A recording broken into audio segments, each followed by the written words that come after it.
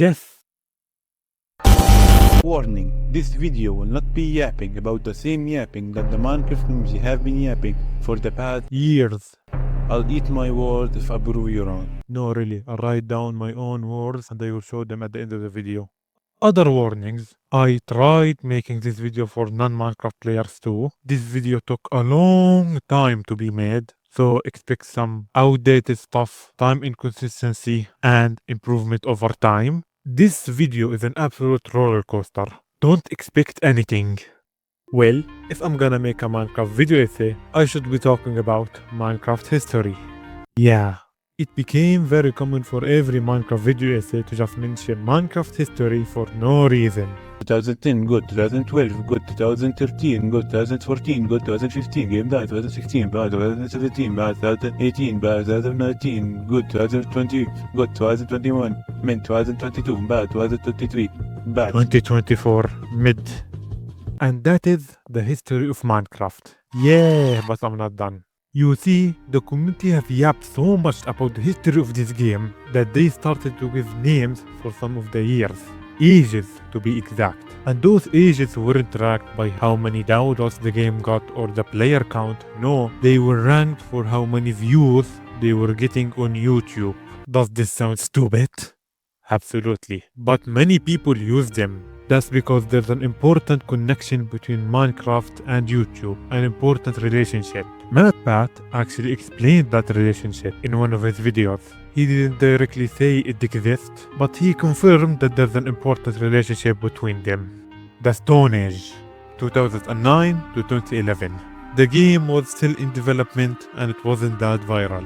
The Golden Age, 2012 to 2014.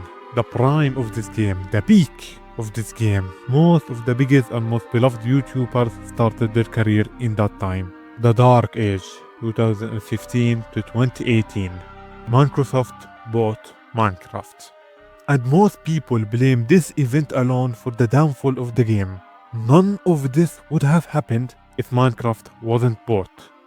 Also, in that time, somebody that I will never mention their name in the video, not Marcus person, started saying some villager stuff on the internet and some villagers weren't happy with that or something. Yeah, it can ruin the game. The Modern Age or the Revival, 2019 to this year. You know the story. PewDiePie played Minecraft. The sheep followed him. A dream. Everybody knows that. Yet, there's another piece of history that deserves mentioning. An event that changed Minecraft, Mojang and the internet as a whole. An event that will never be forgotten, no matter what. the Minecraft mob bot Is useless, pointless, garbage, stupid, idiotic, blind and unjustified. This hate movement is completely unjustified in every single way. Why am I saying all of this? Well, you see, the Minecraft community have actually asked for that mob vote. That specific mob vote that started the revolution. You're not believing me, are you? Let me explain myself. I'll have to go back to the 2021 mob vote, or the LA mob vote. And this vote is my personal favorite. I love all the mobs introduced in it. They are incredible, creative, and beloved by the community. Like the entire community loved every single one of them. And that's the problem. After all, only one mob will end up winning, and the rest will get thrown to garbage. Just a waste of creativity, the fighting, and the politics. And I am saying this because this is the moment in time where the community realized how bad the mob votes could be, how hurtful they could be. But still, at that time, they were kinda important. It was the only way the community could choose what they want to add to Minecraft. Well, what if I told you that there's a solution that would keep the mob votes going, but we fix all the problems in it? The next year, they introduced 3 mobs. One is awesome, and the others are garbage. The others are bad. And that's good. Everyone chose the sniffer. It was incredible, creative, and beloved, unlike the other 2. And fun fact, this isn't the first time this happened. The 2018 biome vote did the same exact thing and nearly got the same exact results. Like a 0.1% difference between them. And let me remind you, this is considered to be the best vote ever. all the good in the Mavos can be seen in the 2018 one. People love the fox and they don't really care about the other options. So if they repeated it, it will make the same impact, because repeating the same thing doesn't make different results. Right? The plan made some sense, but it failed because the sniffer is bad and it's kind of Wattpad's fault. He made a short saying that Mojang rigged the mob vote by making one good mob and two other bad mobs. And surprisingly, he didn't mention the 2018 biome vote.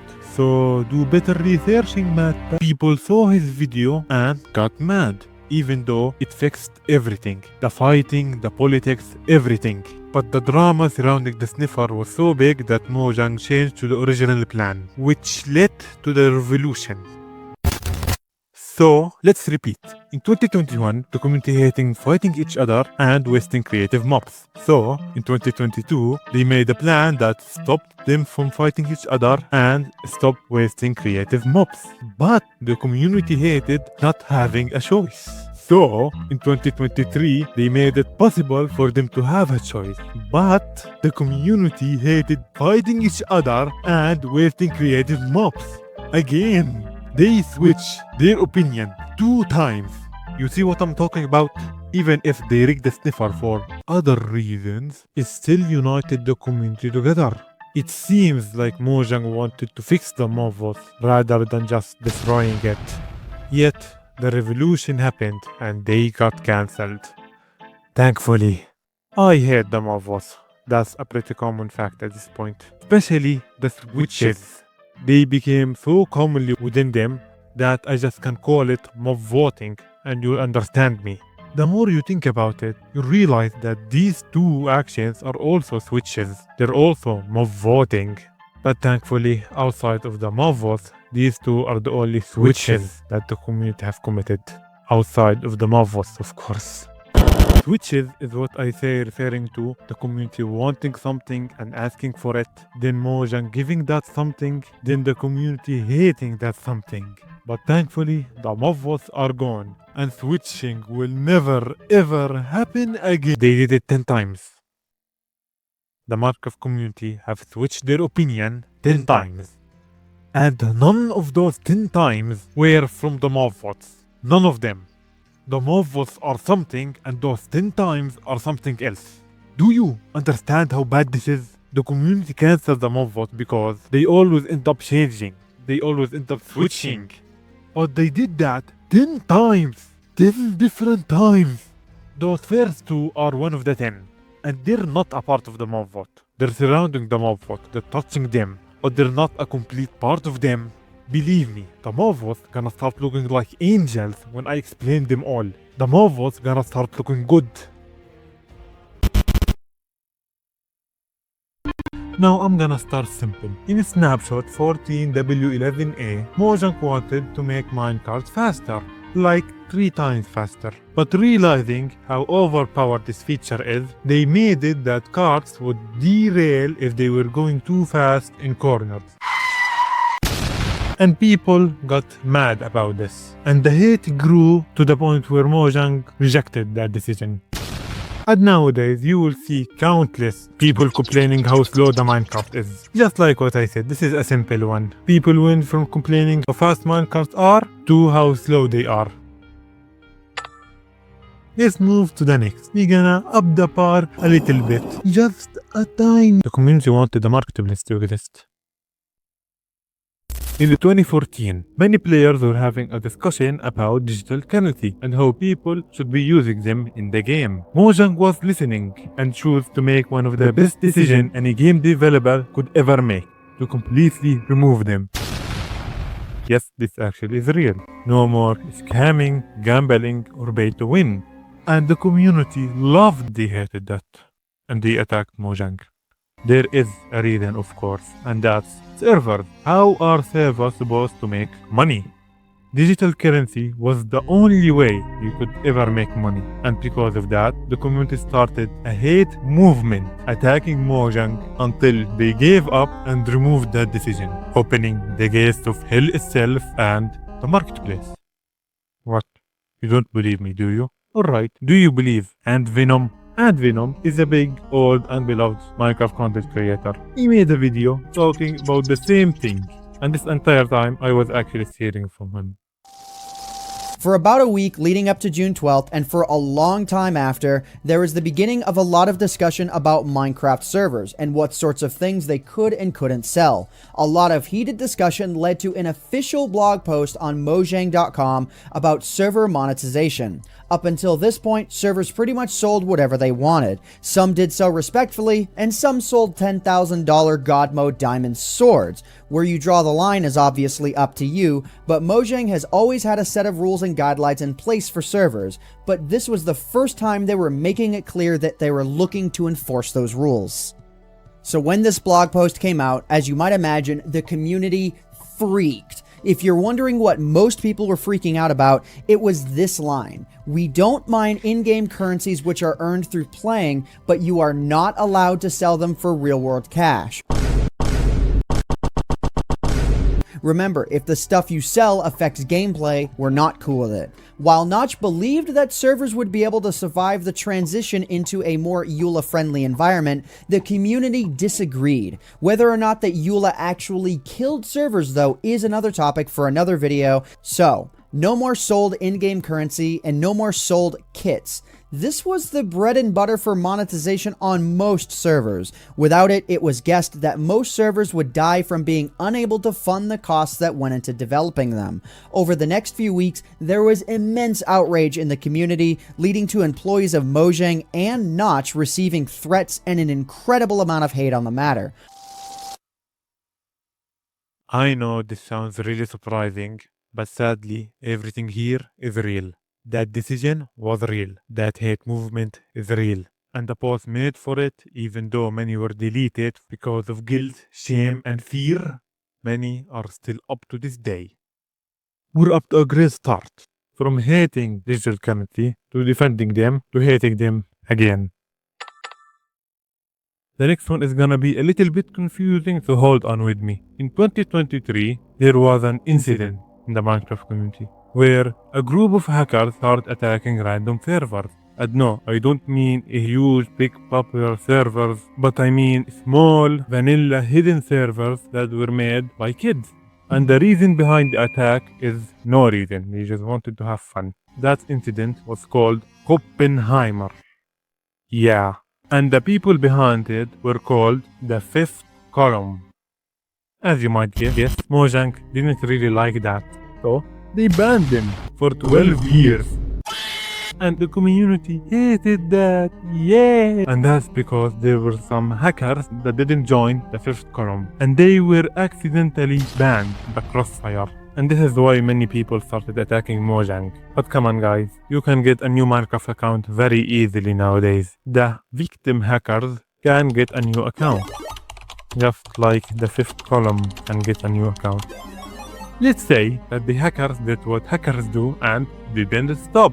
Let's say there was a Oppenheimer 2. Mojang will have two choices. 1. Ban them all, that already happened and people hated that. 2. Do nothing and people will call them lazy and people would hate that.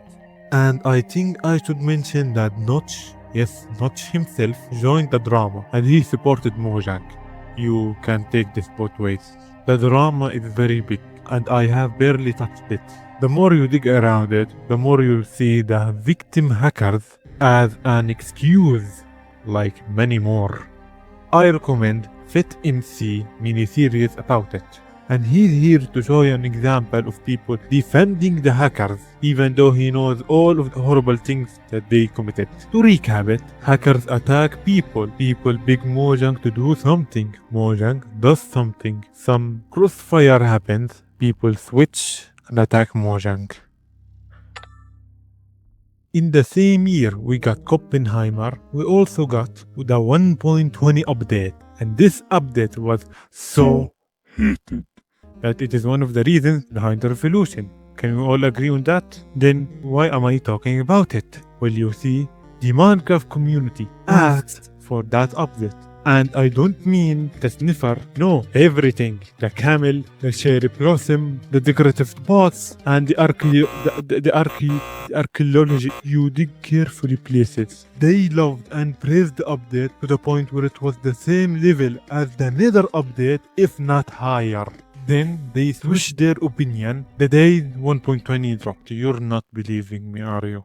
But this time, I don't have a big YouTuber who made a multiple of videos explaining everything I just said. So I will need to explain everything alone. Yeah, that won't be a problem.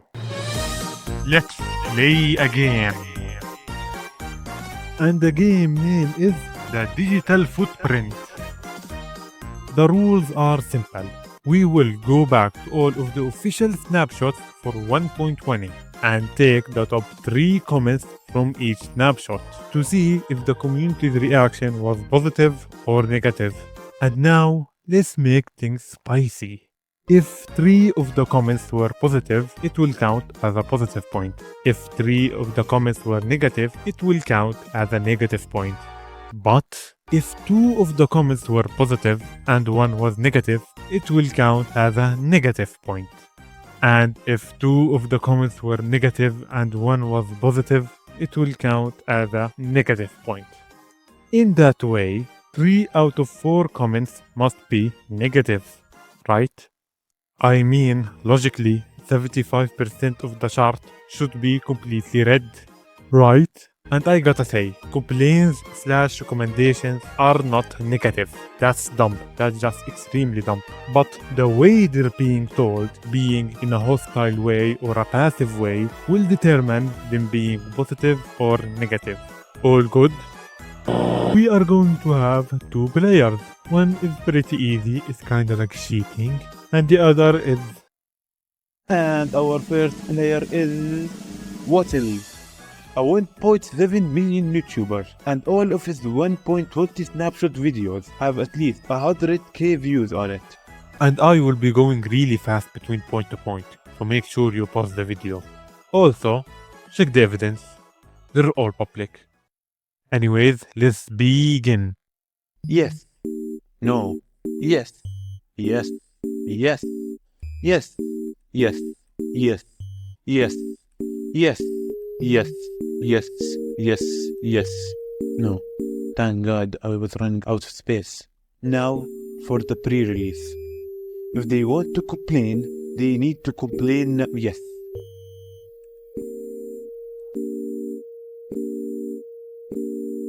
Two weeks before the release. Let's read the comments. The problem with Minecraft update format where everything is compressed into one big update is that the community will always expect things to have game-changing mechanism coming from every added feature. Updates shouldn't always be game-changing sometimes. Mundane stuff like added atmosphere, passive mobs that don't do much, or even few tweaks on old mechanisms like pets is really nice. This is the top comment. Your eyes aren't lying. He says the best update. I hope this update is as big as everyone says. We need another 1.16 style update. Okay, this comment and the other comment both are kinda negative. So this will count as a negative point. But let me remind you that only one needs to be negative. Even if there was more positivity, one needs to be slightly negative to be counted as a negative point. But hey, maybe Wattles is a pretty cool dude who's very wholesome and his fans are wholesome too. So we can't count on him, we need a bigger source. What I am about to do will seem very fake, but you can check if I'm lying. Our second player is Reddit. Reddit.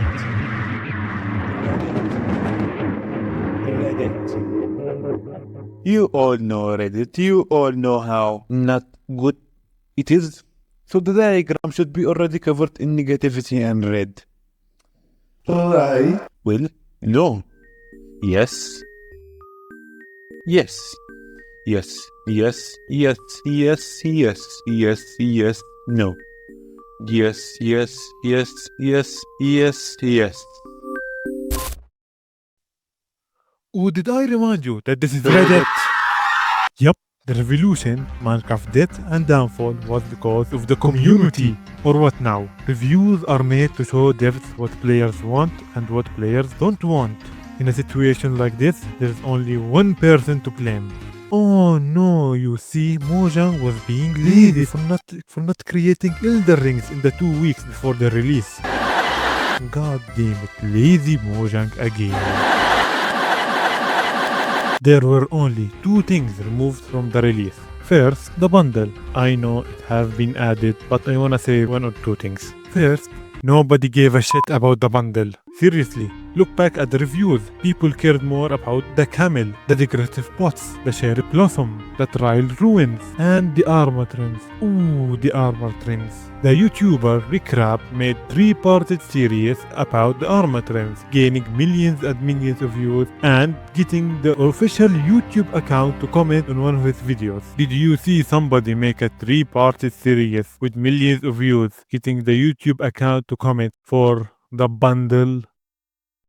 No, you haven't. People did care for the bundle. Not as much care as the other features, but they did care for it. But their removal doesn't explain the hatred. If people call this update mid, I'll understand. If people call this update good, not as many questions will be asked. But people call this update the best. Best. That means that the thing that was removed from it must be good, must be amazing, must be one of the best features if it's garbage. The bundle is garbage. That's not my words, that's the community's words and opinion. And I also know that garbage plus garbage equal garbage. And the other thing that was removed from that update, I will be talking about it later. Okay, I kinda understand why people hate this update so much. It was small, even though the community was apparently played 99% of the time. It was small, and you see, there are many mods out there with smaller dev team and lesser time, with even more features than the update give us yearly. And people have been asking, hey Mojang, can you please put this mod in Minecraft? It will be really good and we really love it. And nobody would ever hate this. They will. After the revolution, yes, after all of the drama, people started calling Mojang thieves for taking old mods. Here's an example. Here's a second. Here's a third. Here's the fourth. Even adding certain blocks like the Observer and Hoppers years before the game would as well. I think I'm about to steal! Ooh, and this one actually have 2 million views. And here's the fifth. Ooh, this one is different. It is from the mod maker, Zakcintros. Someone who have a power to, I don't know, sue Mojang for millions. This is so funny. I wonder how Mojang reacted to this. From annoying Mojang to take mods into flipping them off. Wonderful work, everybody! Just like the mob votes. The community asks for something, annoys Mojang about it, annoys the entire planet about it, gets it, hates it, then they switch and cry like a bit. But the more you look at them, the more you realize that the mob votes are much better, they're more understandable. To make my words more clear, let's look back at the bundle. The bundle was announced in 2020, and after 4 long years, the community finally got it, and the first word that come out of their mouth is garbage. How nice. You know what? Let's compare the mob votes to the bundle, shall we? The mob votes never shown their features before, but the bundle shown its features. You had to choose between several mobs, but the bundle was the only choice. The community needed a week to... No. The community needed few days to choose, but the bundle had 4 years. Useful to garbage. What was the community doing in the 4 years of yapping? 4 years. And now to number 10. This one is the youngest. The community has been asking for copper toolset for years. This is where copper tools come in. Be able to be used to create tools and armor. Then Mojang gave them the copper toolset. And I wonder what was their reaction to that. For 5 years. 5 years. Do you understand how much 5 years are? Minecraft is 15 years old. Third of the game's lifespan was spent asking for copper tools and armor to exist. The community specifically said that they want them to be weaker than iron in damage and durability. If they were iron level, but just weaker, but without being as useful as iron. Every time a new copper mod is released, people would say, why isn't this in the game? Why doesn't Mojang add this? Mojang should stop being lazy and add this to the game. And here it is. Here it is, added to the game. Here is Mojang listening to the community. Here is what 5 years of whining looks like. What is this? What is this? This isn't some revolutionizing hero who works for justice. No, this is a spoiled child. This community is a bunch of spoiled children. This is the definition of being a spoiled child. Then flippin' switches. Wow, we putting them in the pictures make the marvels look like angels, don't they? The marvels were never the problem, the community is. They are a problem, no one is denying that, but the problem is the community. They always have been changing their opinions rapidly, years before the marvels even existed. You can't just ask somebody something and they made sure you wanted it and you really liked it. Then after that something is complete, you completely switch and attack them. And I am talking about everything, including the one you laughed at. At this point, why should Mojang listen to the community? Look at 1.20 alone, an entire update that the community praised and loved. Then when it was released, they completely switched and hated it. This community is delusional, extremely delusional. If I put Mojang bad at anything at all, they'll do it without thinking.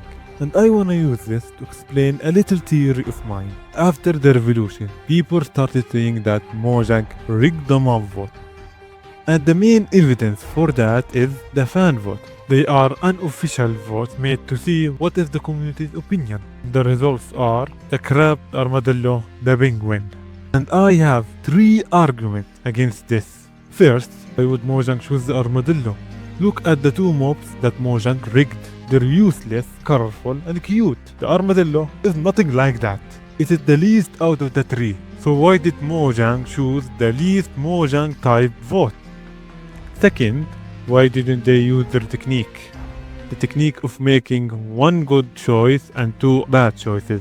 This technique worked most of the time. And the other way they could have rigged it is pretty complicated. It is so complicated that you can't call it lazy. You can't call it that. It requires a lot of effort and hard work, something that Mojang can never do. So why did lazy old Mojang choose the least lazy option possible? Third, look at this. Boycott the mob vote. Boycott. To stop buying, using, or participating in something as a protest. Boycott the mob vote. Stop participating in the mob vote. The armadillo won, but the fan vote showed that the crab should have won. And they're always the same in the other mob votes. So what happened here?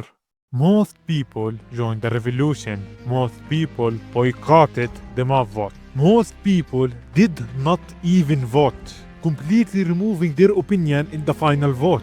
And that makes the official and unofficial mob votes completely different, because thousands and millions of people did not even vote. They boycotted it. And let me remind you that this community is delusional, extremely delusional to a dangerous level. They simply see Mojang bad as something and eat it. But this theory is still weak. It needs much more evidence to prove right or wrong, and this evidence needs to come from Mojang, aka impossible. Anyways, let's get back to switching. The weird phenomenon where millions of people want something, then hate it, then completely forget about them wanting it, no matter if the time period is long or short. Then the same people come and say, Mojang never keeps their promises. Why do they always say something, then go back and against their own words? Why? Oh, Mojang promised us the Perch Forest. Oh, Mojang promised us the fletching table. Oh, Mojang promised us the fireflies.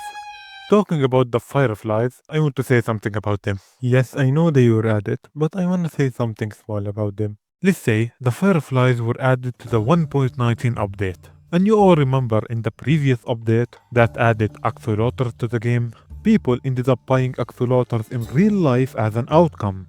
Let's say the same thing happened to frogs, and people bought frogs in real life as pets. And I got a frog too. I fed my frog fireflies. The frog died. So I go to court to Mojang and get millions and millions of dollars. Yeah, you see the thing here? Sounds very reasonable now, doesn't it? Of course, I know that fireflies are poisonous to frogs, but I can lie. Anyone can lie. But hey, look, the fireflies are here. Let's go. And now they can't be eaten by frogs. Thank God. Now they just float, glow, and being a visual enhancement to the game. You know, just exactly like the glow squid. You know, one of the most hated features in Minecraft history. Even Dan TDM hates it. The glow squid float, glows, and just a visual enhancement. But the more you look at them, you realize that the glow squid is much better. It's more useful. Then why does the community hate it and love the fireflies? Actually, the same argument can go to 1.20. This update was hated for being useless and not adding anything useful to the game. But all of them are better than the fireflies. Mojang is always being called confusing by the community for not being logical and understanding. But the community is no different. What makes a useless feature good and what makes a useless feature bad? Okay, let's recap a bit and understand what does the community want. This is bad, like useless, pointless, does nothing, garbage, revolution, fuck you Mojang, lazy.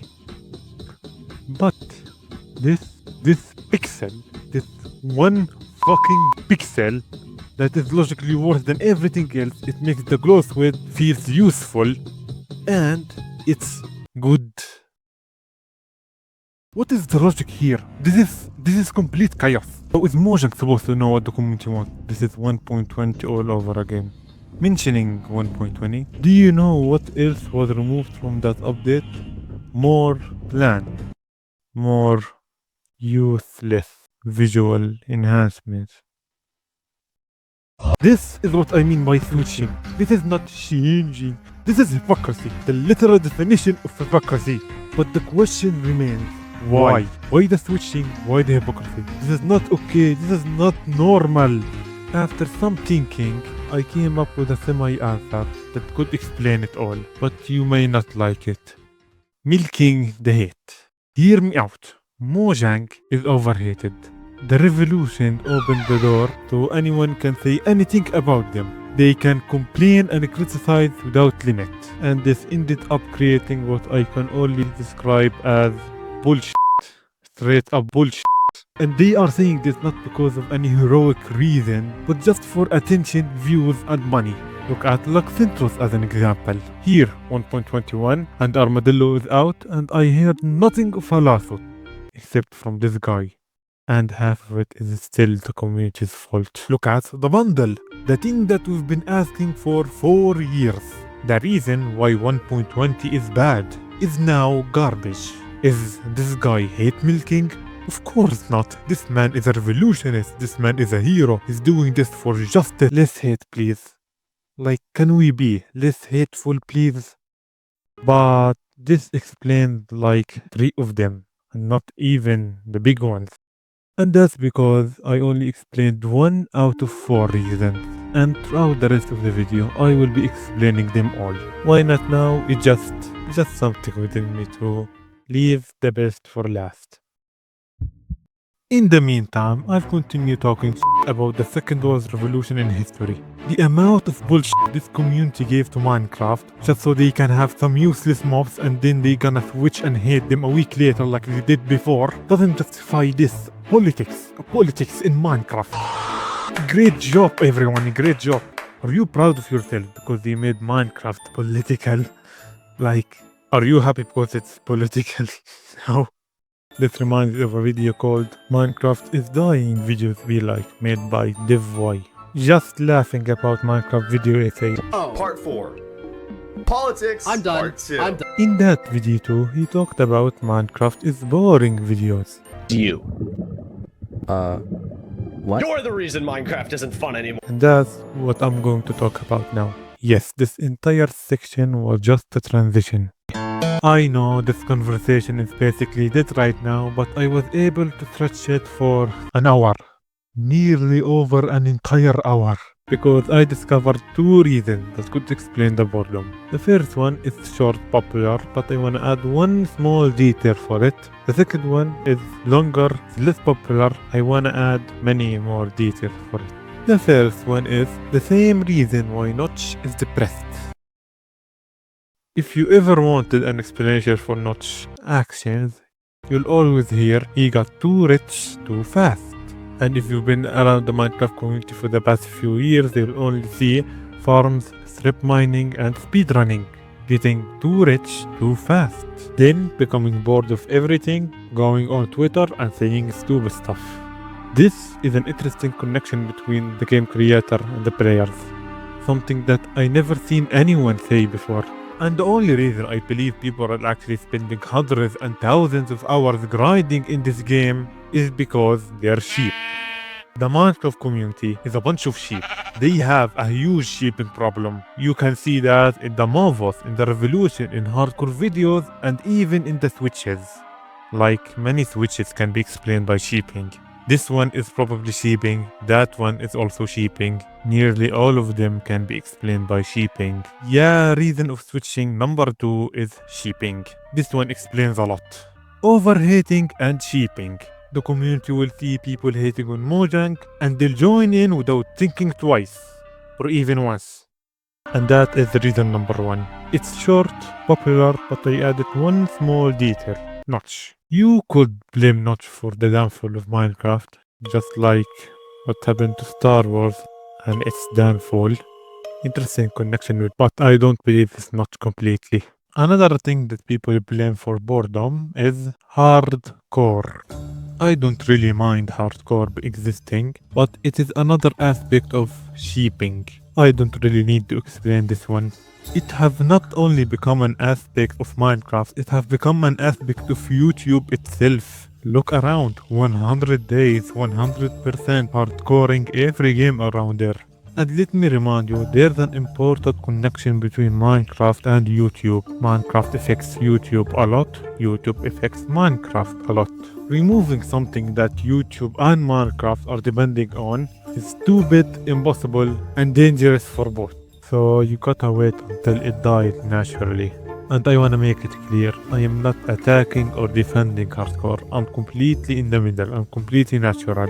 I hate the fact that they get millions of views for no reason. I understand why people call them slop, but I won't be complaining. Like the same people that say, "Ooh, Minecraft content was so much better back in the day." And people who say this never show evidence. They just say they were better and never show the better. There's no explanation, there's no comparison, there's no nothing. And it have gotten so annoying to the point where, no joke, I did it myself.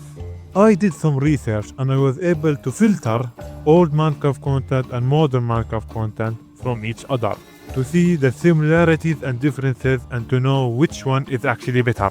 The rules that I will be following now, the numbers of genre, the diversity between genres, and the popularity of a genre. Videos like mod reviews, playthroughs, and devlogs will be under the same genre. And I will be explaining why some genres exist in the old era but doesn't in the modern era. All good? The modern era Minecraft videos, I was able to filter them into 6 different genres. 1. Hardcore, the most milked and even fake. Doing the impossible, 100 days, and even simulation goes in this. 2. Video essays. I talked about them. Include Minecraft is dying, Minecraft is boring, Mojang bad, yada yada. 3. Mods. Mojang should add them. Until I mentioned Cross. It include normal mod reviews. I made better than Mojang because I'm a youth in making normal mods. I put these two in different places because those are not stupid egotistic that think they are The best developers in the world and want a Sigma edit of them after making the worst mod ever. Mod 4 reviews. The best way I could describe them is this picture. Yes, that's it. Let's move on. 5. Stories. They include sketches and animation. 6. Tutorials. What I can say. Tutorials. Now, they don't sound very bad. Let's see the complaint. Coughing. They're toxic, uncreative, and lack personality. Toxic, always complaining. From reviews to video essay, hardcore, even mods are complaining about Mojang or about the update that they ask for. And if you're surrounded by negativities left and right, you won't be very happy. When creativity refers to, they always give the same content, especially hardcore. This one is 50-50 because back in the old era, they were also giving the same content from different channels. Believe me, nothing changed. The lack of personality, now this one makes some sense. Back in the old era, there was a diversity of personalities that you can pick from. And nowadays, personalities are rare to none. And these are the complaints. I think this is all of the genres in the modern era. Anyway, let's move to old content.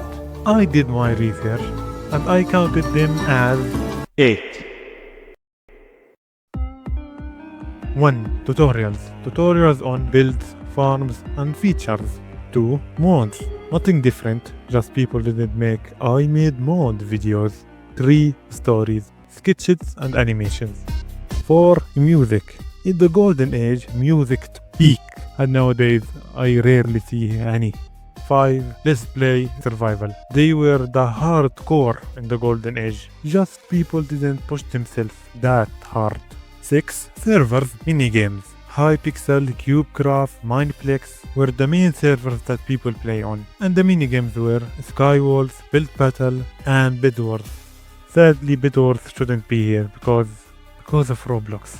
At some point of time, Roblox took over Bed Wars. I'm sorry that I say this, but they now own it. For some period of time, if you search Bed Wars on the internet, you'll only see Roblox, not Minecraft. It's kinda annoying and sad. This game originated from Minecraft. It started from Minecraft. It should forever be known that it is from Minecraft, not Roblox. Hello everybody. So, do you see this? And this? And that? Yeah, long story short, I use CapCut, which is one of the best editing apps in some universe out there. And for some reason, it chose to glitch some transparent pictures for no reason. Some are completely safe and untouched, others have small glitches and can be ignored, and others are completely unfixable. I ended up fixing many of them, but do you see how long this video is? Yeah, I'm not gonna fix them all. Anyway, let's get back to the V7 reviews. The same exact thing. Literally the same exact thing, I can't deny that. 8 maps. They're dead. Yeah, that's sad. They included adventure maps, mini games, and eye candy. Well, you saw the 6 new ones and the 8 old ones. Pause right here. I forgot SMPs. I don't know how I forgot SMPs. Sorry about that. SMP, Survival Multiplayer. They're simply survivor servers. And they're not the same as minigame servers. Minigame servers are something and survivor servers are something else. They existed in the old era and the modern era, so the ratio is still the same, but they're now 7 and 9. Now let's see the similarities and differences. Reviews, tutorials, mods, stories, and playthroughs. The differences between survival and hardcore is not only pushing themselves too hard, but also by survival challenges, playing the game in a different way. Minecraft, but something is added. I didn't count video essay in the old ones because they're a new phenomenon. I would say 2 years ago. And this leaves maps, servers, and music. The last time we had any song that could be called a modern classic was in 2019. And servers, as I already explained, minigames were dying slowly to the point where other games started stealing them and getting more famous in them. Maps are 6 feet under. They're completely dead. They are the most dead genre in Minecraft, which is depressing. I am a map lover, a huge map lover. Maps were something that all Minecraft YouTubers and all Minecraft players were playing. This single genre is filled with many more genres in it. For example, Skyblock, Find a Button, and adventure maps. All were gaining millions and millions of views back in the golden days. A lot of channels were only surviving by maps alone, but sadly, these channels are now either dead or quit. And maps as a genre have completely disappeared from the face of Minecraft, rare to be seen or even talked about. But why? why are maps dead? Or a more accurate question is, why are they considered dead? Why did the fan base give up on seeing them come back? Well, you see, there's an incident. Something that made all map lovers give up on seeing them come back. I am talking about a map. A small little map that you might have heard of, known as, don't laugh, diversity. If you search the most downloaded map in Minecraft history, Diversity 2 will appear. It have more downloads than the Dropper, Cops and Robbers, and even Skyblock. It is more popular than them all. The map contains 10 minigames from 10 different genres, from puzzles, adventure, and survival, giving out of diversity in it. But I'm not here to talk about it. I'm here to talk about its sequel, Diversity 3. Throughout the trilogy, it's easily the best. It even have its own icon. It took 5 years to be made, and it was released in 2019 in the revival. That's strange. As you might guess, the map failed, even though it was released in the revival, the time where Minecraft was all of the attention. I'm not saying it should have surpassed Diversity 2, not at all, but it should have at least surpassed Diversity 1. Diversity 1 is easily the worst out of the three. It's the ugliest, shortest, and cheapest one of them. Yet it have 1.8 million downloads, double the amount of Dive 3. And let me remind you, it was released in the revival. The revival. And it's not like the map was bad. People call it the best map ever. And it gets worse. It took 2 years to develop by a team from 6 different countries.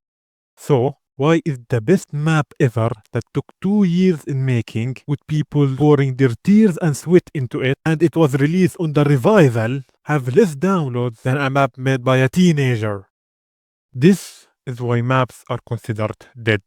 Diversity 3 had the stars aligned for it to be successful. Did the developers have talent in making maps? Yes. Did they pour a lot of hard work and tears into their project? Yes. Were they lucky and they released it in a perfect time? Yes. The stars were aligned for it. And yet, it is the lowest performing one out of the trilogy.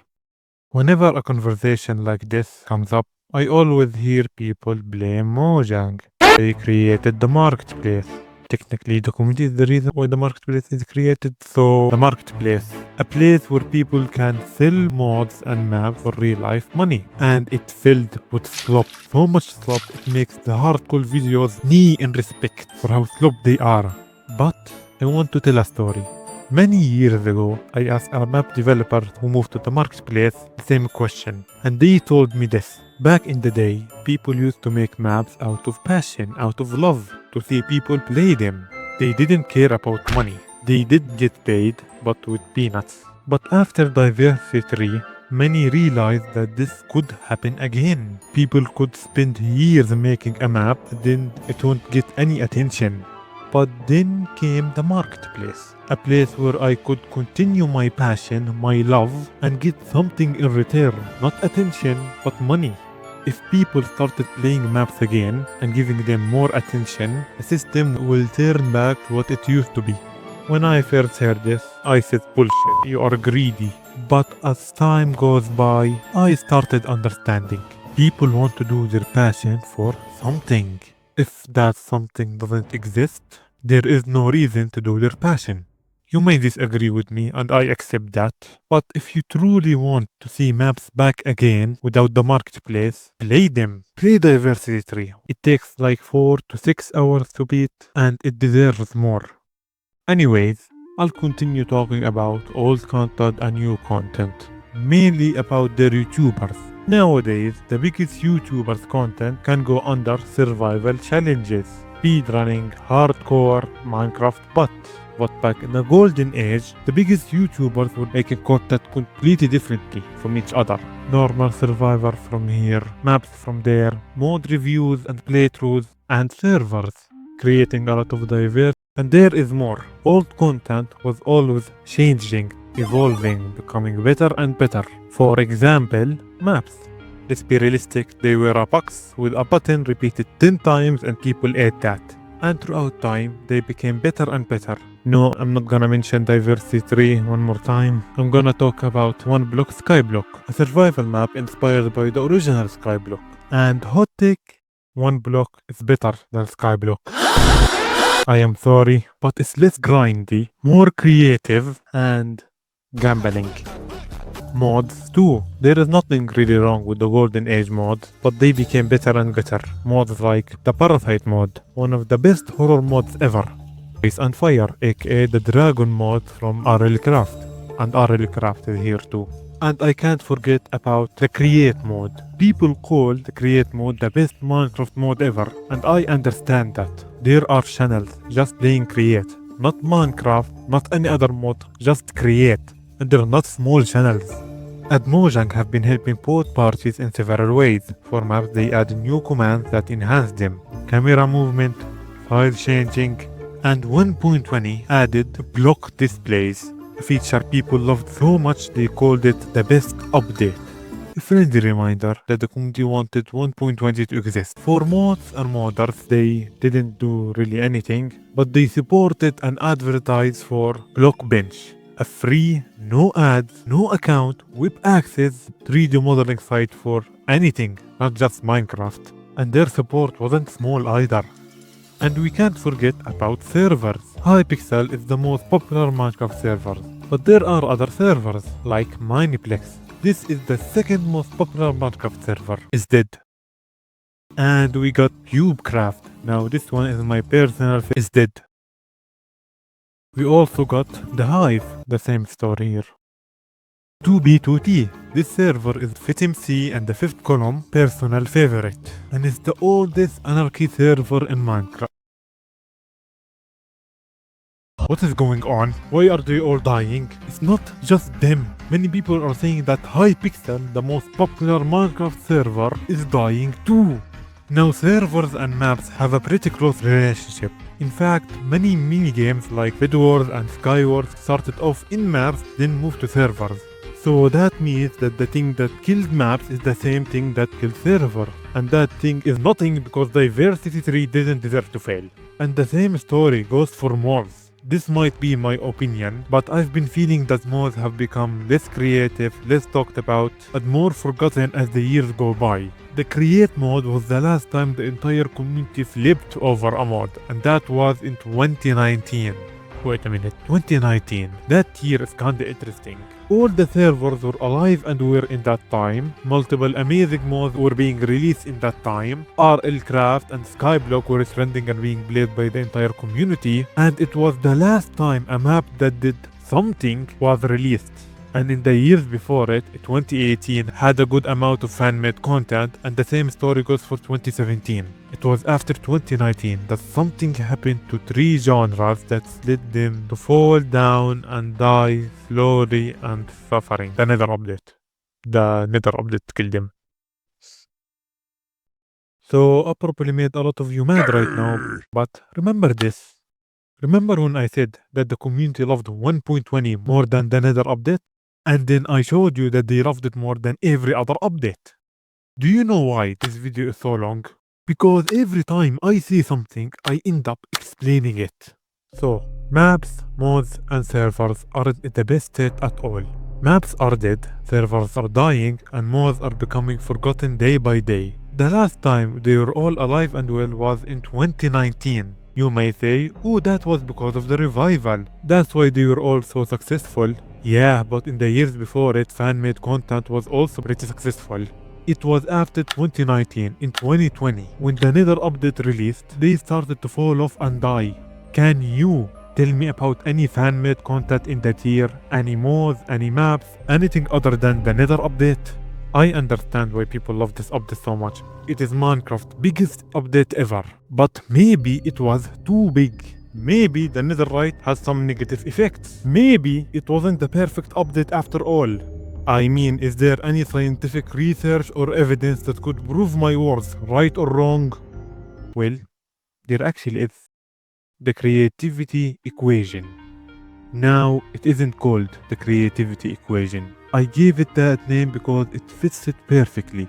Simply, if you give somebody a small amount of options, they'll end up creating more and becoming more creative. But if you give somebody a huge amount of options, they'll get confused and create less and become less creative. And I have sources too. This is where the quote, limitation creates creativity, came from. The less you have, the more you create. The more you have, the less you create. I know that a lot of people love the Nether update. And that's because it's their opinion and their choice. And there is no outside aspect that made them choose that decision. People love that update. But all of the evidence and the creativity equation points to it for being the reason. And also, why do I keep talking about them? About maps, about mods, about servers, about a map that released 10 years ago, about something that nobody played. Why do I keep speaking about them? Because they're important. They're all very important to Minecraft as a whole. From the content they gave, and you can see that clearly in the golden age of Minecraft. And I just wanna say, this is not nostalgia bait. This is looking and studying the literal peak of Minecraft. Seeing what are the things that made it go on top. And I will be showing dates. Hypixel, for example, the king of Minecraft minigame servers. It was made in 2013. Versity 2. People won't throw this much effort and hard work into nothing. He did it for something, and that something is the most downloaded map in history. It was made in 2014. And we have Crazy Craft, the most popular Minecraft mod pack ever, gaining millions, hundreds of millions of views. And it was made in 2014. All of them were created in the prime of this game. And just to remind you, in that time we had the 1.8 update. An update, if it was released today, the community would Mojang. That success came from fan-made content, not from updates. And this actually confirms the creativity equation. Small update makes people creative, big update doesn't make people creative. But if the creativity equation is true, that have to go to 1.22. 1.20 is a hated update because it was small, it has its useless features, blah blah blah blah. As the creativity equation goes, an update like this must have helped most maps and servers. If that PS equation is true, the time period between 1.20 and 1.21 must have been amazingly successful for fan-made content, maybe even as successful as the Golden Age. And if it was successful, all the complaints about 1.20 destroying and killing Minecraft are false, because it was successful. But as we all know, that year wasn't successful at all, and the community hated 1.20. And the Minecraft community could never be blind or something. They can't do that, absolutely not. Kinda off topic here, but remember visual displays? That 1.20 feature that map makers really loved. Yeah, remember it? Some servers ended up using it and getting a lot of attention from it. That attention was not big, it was very, very small. But in a day and age where servers are dying left and right, a small minigame server that came from nothing against something is kinda amazing, kinda refreshing to see a server being born rather than to see it die. Another thing I like to mention is Pillars of Fortune. That's a new Minecraft minigame that became viral everywhere, gaining millions of views and players. And what's interesting about it is other viral minigames were created years and decades in the past. But this one is new. It was created after 1.20 and before 1.21. People don't talk enough about this. A Minecraft minigame that is new, good, fun, successful, viral, a modern classic that came out of nowhere. And I have to talk about One Block Skyblock. You know this map, it helped a lot in the revival. But you may wonder how many downloads does it have? It have 2.5 million downloads at the start of 2023. But after 1.20 release and 2023 ended, it reached 4 million. 4 million! And the most downloaded map in history have 3. And that's not it. In the months leading to 1.21, One Block kept gaining and gaining till it reached 5 million. 5 million! Do you know what that means? The most dead genre in Minecraft can come back. They can become mainstream once more. from 2018 to 2023, one block gained 2.5 million in 5 years. And within 1 year, it gained the same number.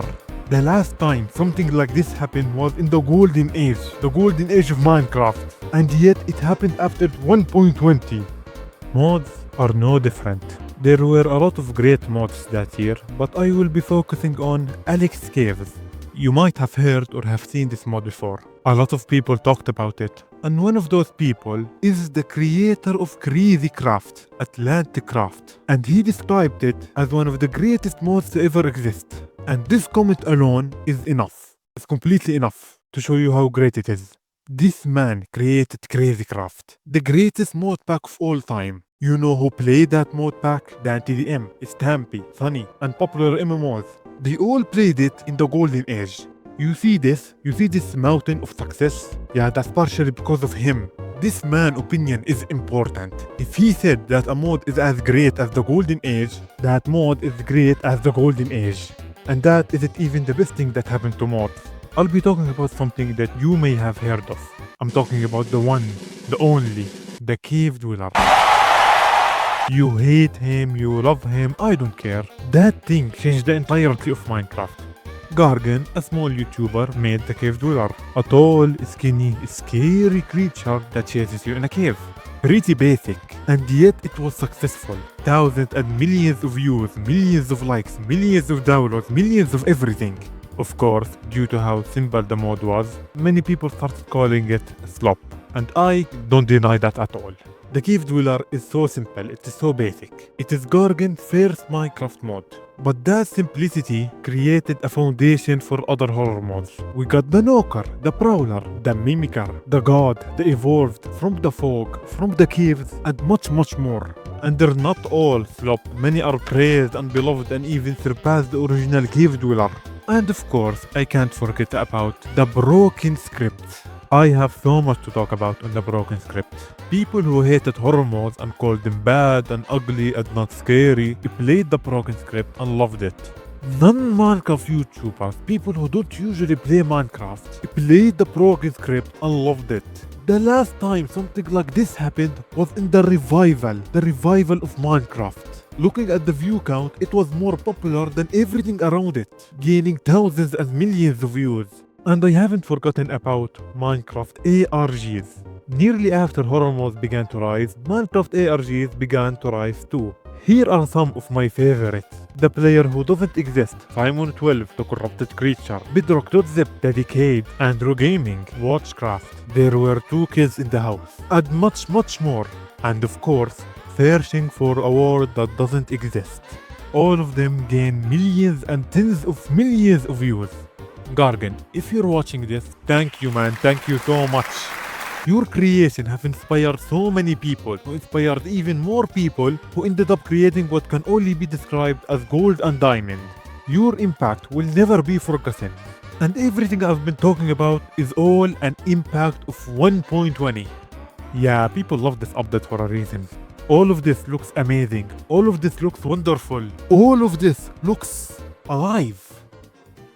The small rise of mini-games, Alex Caves, One Block, and the Horror Revolution. The Cave Dweller easily takes the crown. It is by far the most successful, but my personal favorite is One Block. Maps were considered dead, they were considered gone. But One Block showed that they do have a chance, they can be revived from the dead.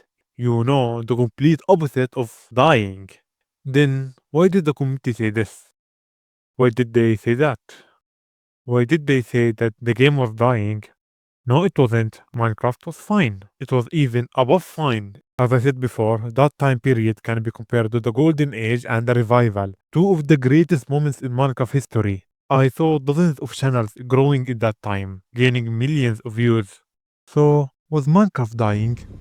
Was Minecraft actually dying after 1.20? Every time somebody says something like this, I can show you the errors. That year gave me a lot of hope. Hope for maps to come back. Something that the revolution will never give. That video doesn't talk about one block, Alex Caves, or the cave dweller, just the negative stuff like the revolution. Minecraft lost its identity. We got closer to the golden age and the revival in that year. The golden age by one block and Alex Caves, and the revival from horror modes. Even before the broken script, outsiders were playing horror modes. So when, where and how was Minecraft dying? Show me, point out to the dying in this picture. Was the community blind or something? That year was successful, and that update was praised and loved. So, where did that hatred come from? The hatred that made everyone switch in 1.20, the hatred that caused the downfall of the game, the hatred that even after 2 years you can still see it, the hatred that led to the revolution. Where did it come from? Look, I want to see what the Minecraft community saw. I saw one of the greatest years in Minecraft history. The community saw something that made them hate everything. Something that started the revolution. And also, why do I keep mentioning the revolution? Why do I keep yapping about the revolution? Why do I keep talking about the revolution? It ruined the game. Let's all be honest here. The Movat revolution destroyed Minecraft's reputation. It turned into a joke, a big meme to laugh at. I've been hearing better than Minecraft, I made better than Mojang, should play Terraria instead. All after the revolution. I've been criticizing it and attacking it throughout the video. And that's because this is the reward. This is what we gain after ruining the game. This useless piece of shit. Am I supposed to be happy because a reskinned cow is in the game now? Am I supposed to be happy? And don't mention the cover golem, don't mention it. Because the cover golem proved that the revolution was wrong from the beginning. The community wanted the cover golem to be added to the game. The original cover golem. The one that walks around randomly and presses buttons randomly. Completely useless. But the Minecraft community didn't care if it was useless or pointless, they just wanted it and wanted Mojang to add it. But Mojang knows about the community's bullshit. So they spent a long time planning, researching and studying to find the best way to upgrade the cover golem.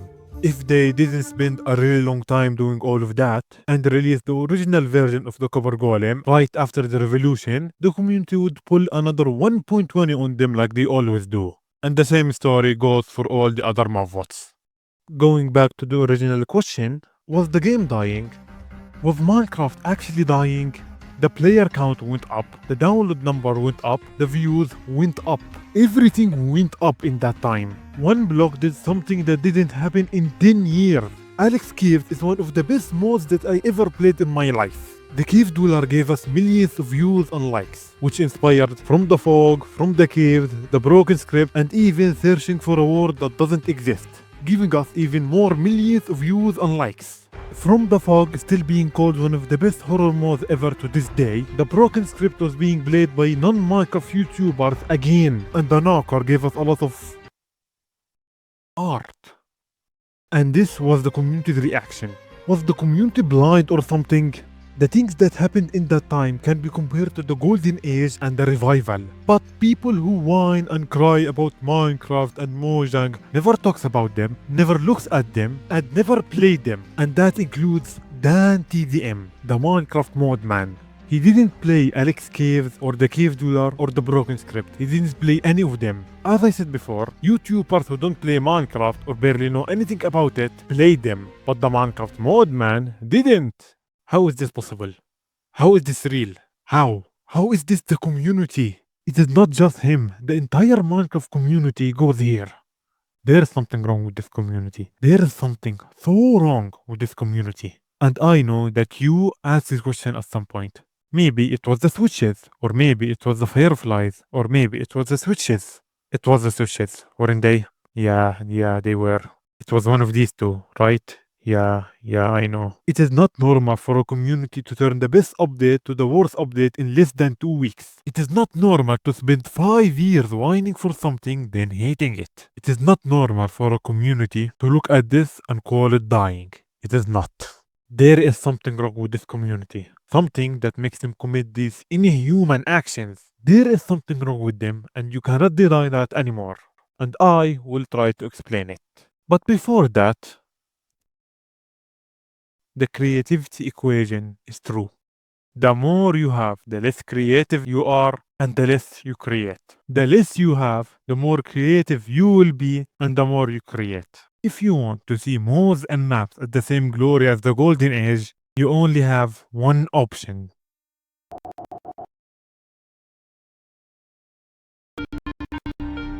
Now, a good explanation for the blindness is milking the hatred. Again, just like how I explained before, the Mobot revolution is the Mojang milking revolution, where people start complaining about Mojang for listening to them. How dare they? Their entire career is built on complaining on Mojang.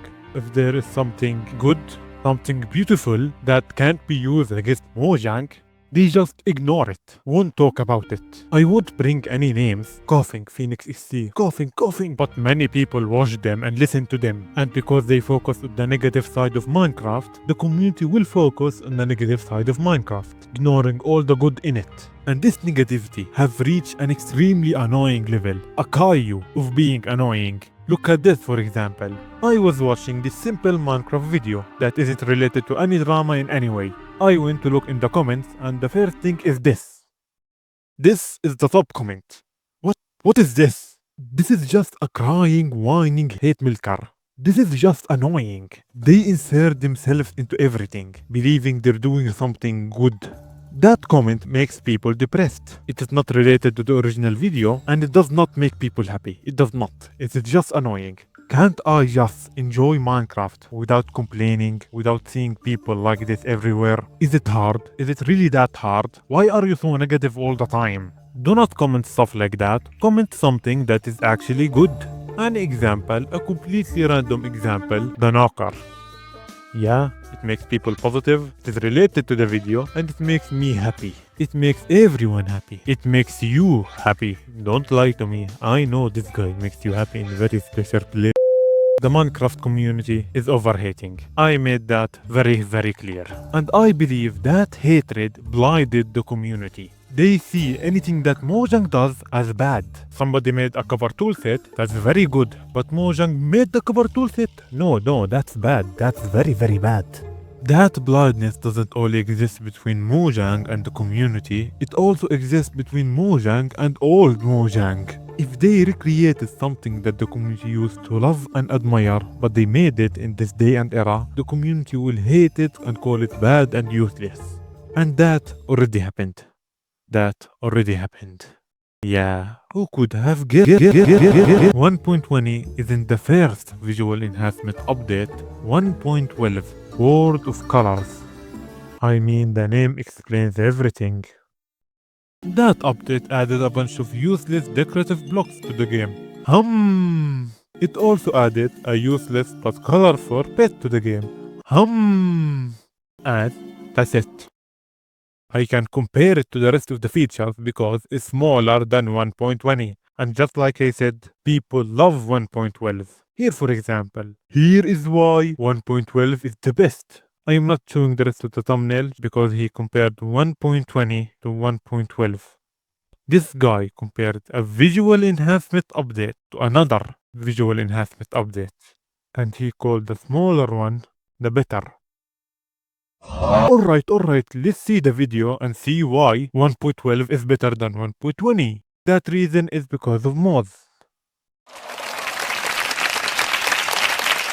This is the blinding hate that I'm talking about. The community will have the same exact thing in front of them, but they'll hate one and love the other because fuck you, that's why. And that's also proof that the creativity equation is real and true. But by far, most annoying example of this hatred is the mod cry comments. I can't explain this with words, so I'll just show it. If you look to any mod review, playthrough or devlog, you'll see something like this.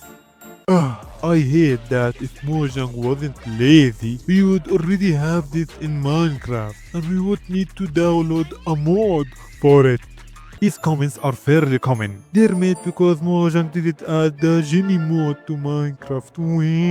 I have one question to these people, and whenever I ask it, they say, Mojang lazy, why are you defending a multi-billion company, or they just run away and hide. That question is, why don't you download it? Why don't you play it? Add it to Minecraft. I myself play a lot of mods. And whenever I see a good one, I don't cry, I just press the download button and move a file. And also, how is that defending multi-billion companies? I am asking you to go and support indie modders, support people who get paid with peanuts. How did defending companies came here? How? When and where did you see or hear that sentence? Please tell me. Just download mods, man. You know what? I made a list that shows all the positivities of downloading mods. Let's hear it. They make Minecraft more alive, more fun, more diverse by giving it more genres, more views, more players, more playtime, more everything. It makes Minecraft less boring. It supports people passion, it supports indie modders, it supports young developers, which make less of them move to the marketplace, and that weakens the marketplace and destroys it, which weakens Microsoft and Mojang and destroys microtransactions. And also, you know what? World peace. Downloading mods makes world peace. But no matter what, how good mods are, there is this group of people that will forever refuse to download them for no reason at all. They'll give you an excuse after excuse and probably tell you to go and kill yourself. The origins of these comments are egotistical modders. I talked a little about them earlier. You still remember Roxentros, right? They are the type of modders that insert Mojang to anything they talked about to satisfy their ego. The mod cry comments originate from them.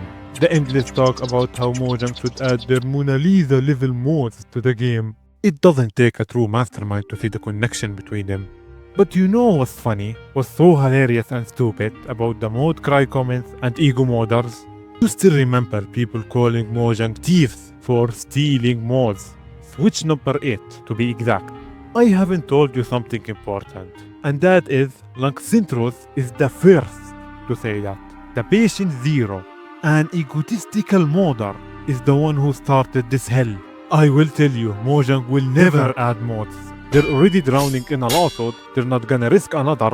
Do you see the hypocrisy of this situation? Egotistical modders are the ones who made people cry for Mojang to add mods, and they are the #1 reason they won't add them. The hypocrisy is just amazing. I know judging all ego modders by one who made a mistake is wrong and stupid. But the fact that a Mojang hate milker is the first to say this shows you they're not doing it for heroism or to revolt against Mojang, but for money, attention, views, and ego. They might be doing this to force Mojang to create a big update, which is destroying the game reputation. But you know about the creativity equation. Small updates create big mods, and big update creates small mods or even no mods at all. The community wants bigger and bigger updates, but these updates hurt and kill creativity. Modding will not survive big updates. Due to the mod cry comments, ego modders, and hate milkers, they have become more forgotten and ignored day by day. People used to call them The best part about Minecraft is how customizable it is. You can make your own mods, plugins, data packs. but now the same people don't even touch mods anymore. Mods are dying. They're disappearing from Minecraft, just like maps. Talking about maps again, I wanna talk about diversity again. I know I've been talking a lot about it, and that because they deserve that, but this is the second to last time I will ever talk about them, I swear. So, you know Diversity 2 was released in 2014. Exactly the 28th of April 2014. If you looked at the timeline, you'll see the highest peak of Minecraft started at May the 1st, 2 days apart. After Diversity 2 was released, Minecraft rose and rose till it reached the highest point in Minecraft history, the peak of Minecraft, higher than the Nether update. That is it because of a big update or a big mod? No, it is because of a map. A map. It seems like maps are important and helpful to Minecraft, aren't they? So, if they're that helpful, why are they dead, abandoned, and forgotten? Tell me why they're dead. They're not just dead, they're forgotten, completely forgotten. There's not even what happened to Minecraft maps video essay out there. How did something this big become nearly non-existing? Mojang have been helping them time to time, so it's not their fault. So why are they dead? I am a big fan of maps. I saw their rise and their fall. And let me tell you, the same thing is happening to mods right now. There are many differences of course, but they share the fact that the community cares less about them. Maps were entertainment for everyone. Mods were entertainment too, something fun to watch or play. But now, they are a weapon. A political weapon. I made bigger than Mojang. The mod cry comment should be added to Minecraft and the endless sea of complaints. People stopped using maps as entertainment and throw them away, and they're now stopping using mods as entertainment for something else. Mixing that with the creativity equation and the fact that Mojang is making bigger and better updates, yeah, modding is dead. Mods are dead. Just why? Why this hatred and why doesn't the community just play them?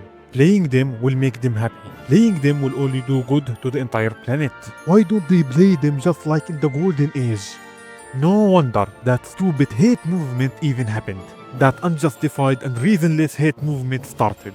The mindset of the community is completely unjustified and reasonless. They just see Mojang bad at something and eat it. I just want to know, where did that hatred come from? From where it started? Hatred so bad it made millions of people go blind. The hatred of the community have become a perfect incarnation of quit having fun. Remember the Aether mod? One of the oldest, most popular, most beloved mods to ever exist in the history of Minecraft. Some time ago, it had an update, a comeback, something that should give the community happiness, joy, nostalgia, hope for the better, something to bring smiles to their face. The comments are complaining, crying, whining, and hating. Why? And for your information, that update released in 2023 after 1.20. Oh boy, I hope that videos that talk about 2023 will mention the things that happen in 2023. I don't even know what to say at this point. This feels like propaganda. This looks like actual propaganda right here. They're saying this so they can keep whining and crying and keep milking the hatred from Mojang. There is no way you didn't see the Aether. There is no way. Or anything that happened in that year. Let's talk about them one more time. The Horror Revolution is one of the best. It gave us amazing mods, amazing videos, amazing fandoms, amazing everything. You'll never see any whining YouTuber mention them or even think about them. They just keep complaining about Mojang and crying about Mojang and whining and whining and whining and whining. One block reaching 5 million downloads, surpassing the previous record after nearly a decade. This sounds big and amazing, but the reality is small. Is very small. It's a small glimmer of hope for a dying genre and nobody talks about it. Literally no one. The Aether. The Aether returned in that year and people didn't nostalgia bait each other. And just like that, the rules of the universe were just broken. The Minecraft community, the nostalgia bait community, did not nostalgia bait themselves. You know that is impossible. That is logically impossible. That is physically impossible. That is universally impossible. Their biology and DNA does not allow that. It is impossible. Was there a Lovecraftian entity, a cosmic creature that made them do that or something? There have to be an explanation for that. And I got an explanation. I know I've been acting like a philosophic genius that knows everything and have explanation to everything. No.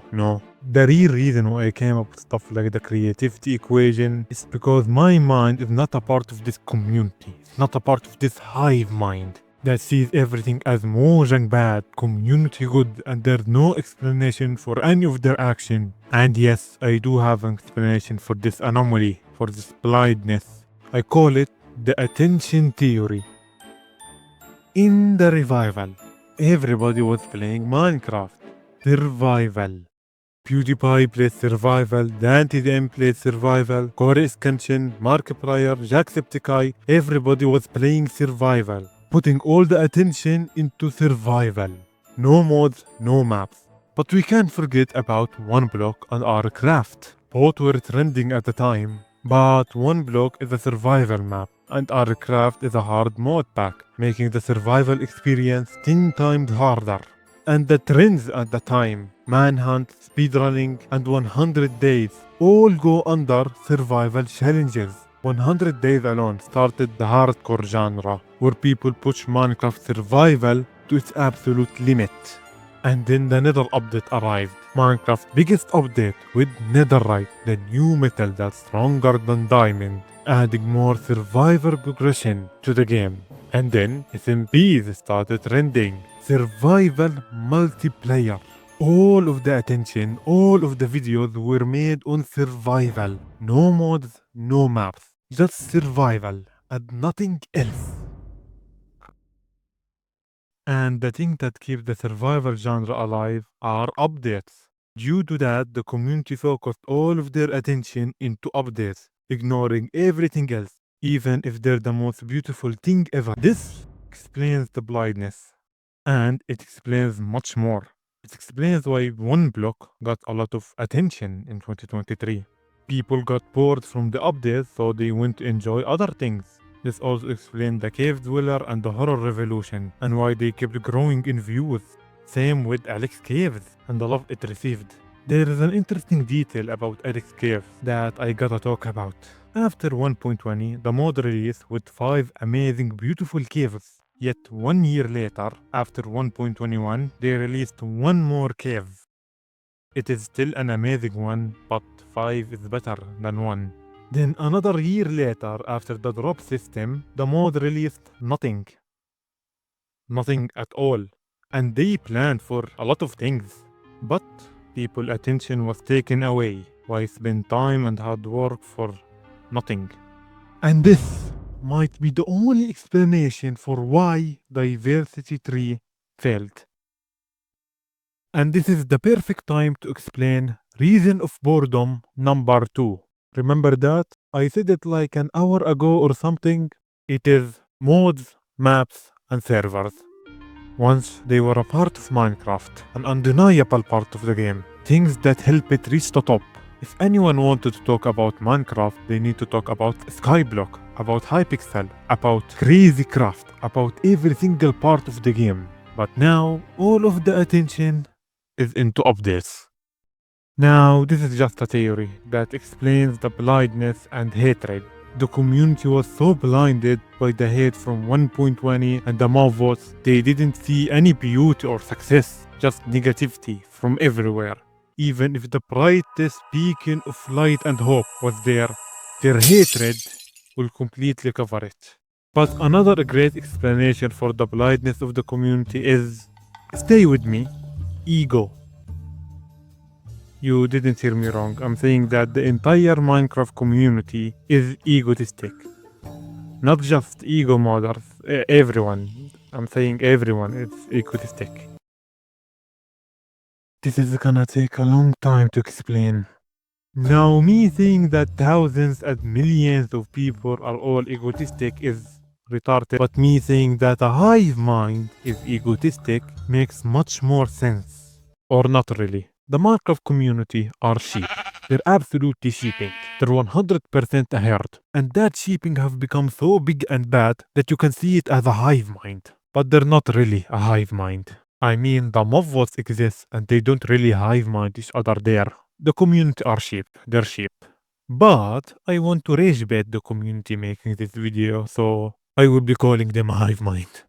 A great example of the hive minding is 1.20.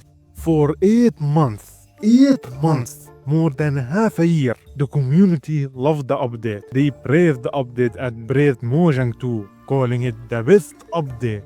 And within 2 weeks, 14 days, they forgot. Millions of people forgot everything within 2 weeks. And the mob bloom exists. Mojang showed the mob bloom for nearly a week. And after 5 years, the community still talks about it and remembers it. These two actions are from the same community. Explain this. Please explain this. We need an explanation. If I brought Einstein back from the dead and asked him to explain this, he'd probably kill himself. He'll go back to being dead by his own choice. The only possible explanation for this is a hive mind. A hive mind that remembers anything they want and forgets about anything they want. And most importantly, Mojang bad have to be there. And I just mentioned one switch, there are 10 of them. And then comes ego. The reason of switching number 3 is ego. Why is that? The more you explore the community, the more you'll see the drama they make about Mojang actions. Mojang did this, Mojang did that, Mojang. But when it comes to their actions, they're so kind, so forgiving for everything. Coughing. The community have the eyes of an they notice the smallest details that you can think of. A developer joke is a whole teaser. A coloring mistake is an upcoming update. If Mojang existed slightly wrong, it's because of 9/11. And I'm talking about the researchers of Minecraft, people who dig in the game's history to find the most obscure information about it. The Mr. Epic is a great example. This man does an incredible job in researching Minecraft. He goes back years and decades in the game history. Yet, he never, and I mean never, talks about 1.20, 8 farmers, or the origins of microtransactions. This one alone is very important, cause Mr. Epic is a vigilante. He often attacks pay-to-win servers, camping servers, and scamming EA. He attacks EA in Minecraft. An annoying pay-to-win server, duped and destroyed. A children's scamming server, get out of here. A gambling Minecraft server. I really respect this guy, and you should support him too. But he never speaks about that hate movement, even though it opened the gates of hell itself. His entire channel, his career, his life is because of that. And he didn't say one word about it. There are two possible reasons for why. One of the best Minecraft researchers in the entire world, coincidentally, didn't find something that would take 10 minutes of research. 2, he knows about it, but not a single Minecraft player wants to remember that, so he completely ignores it. And he's not the only one that needs questioning. Phoenix SC, with a giant fan base and subreddit, looking at every movement Mojang makes. Hey, future me here. So Phoenix just posted this. Did you know that there's a random dot in your inventory that you probably can't see? Then open up your inventory and then look just to the right of your armor slots. There's a single pixel right here that is shaded ever so slightly darker than the rest. I'm gonna zoom in the exact same area and color select the whole thing. Notice how this one pixel does not get selected. And that is because this is C6 and this single pixel here is C5. 0.5% darker. So he was able to find a pixel. One single pixel that was slightly colored wrong. That was noticed. But those history-changing, earth-shattering, community-criticizing events are unnoticed. They were never seen. Yeah, sure. Anyways, back to the video. Looking at every movement Mojang makes. And Venom, one of the oldest and most beloved researchers and YouTubers in Minecraft. All of them said nothing about the switches. But for Ant Venom case, the questions keep rising. I showed that he knows about the hate movement. He made an entire video talking about it. But what I didn't mention that he joined in the hate movement. Yup. Ant Venom criticized Mojang over protecting children and defended EA and protected them with the rest of the community. He made multiple videos talking about the marketplace, Mojang, microtransactions, but not a single word about why they exist in the first place. Now, Phoenix and Epic might not know about it, but Ant Venom, someone who knows about it, and someone who joined it, doesn't talk about it? Yeah, he doesn't say anything to protect something very, very important. So, you're telling me the world's best researchers all, coincidentally, go completely blind, coincidentally, all over these subjects that coincidentally makes Mojang looks good and the community looks bad. Coincidental. And who can forget about egotistical modders? I hate these motherfuckers. They turned modding from an actual form of art and a way to enjoy and have fun in the game into a self-glazing competition. There is no better description than this. Maybe cockfighting is a good one, but I'll stick with self-glazing. I made bigger than Mojang. I made faster than Mojang. Me. But they become even worse. Look closer. More. They don't call them mods. They call them updates. Now, why is that? Why don't they just call them mods like all the other mods? Two reasons. One, I make better than Mojang. I make bigger than Mojang. I am faster than Mojang. Me Sigma. Mojang not Sigma. 2. My mod is so good. It doesn't even deserve to be called a mod. Compared to these peasants, it should be an update added to the game already with no questions or testing. And when that happened, they switch and cry like a bitch. And then comes Minecraft video essays. There is one thing that is common in all of them. Always questioning Mojang, never questioning themselves. Questioning themselves? You mean questioning the community? The Minecraft community? Why? This is the Minecraft community. Angels from the heavens above. They're made out of love and kindness. These people will never do anything wrong. They're 100% right, 100% kind, 100% never wrong. So why should we question somebody who is never wrong? Exactly, we shouldn't, because they're always right. Nobody in the community ever questioned their own actions. They just see Mojang bad, community good, and eat it up without thinking twice. That video talking about the community being toxic blames it on Mojang. Who would have guessed? Mainly blames it on the fireflies. You know, the most useless feature in the entire game. 1 pixel. You're telling me all of this hell came from 1 pixel and it is justified? What type of justice is this? People justify this because the community did it. The angels did it. And the angels are never wrong.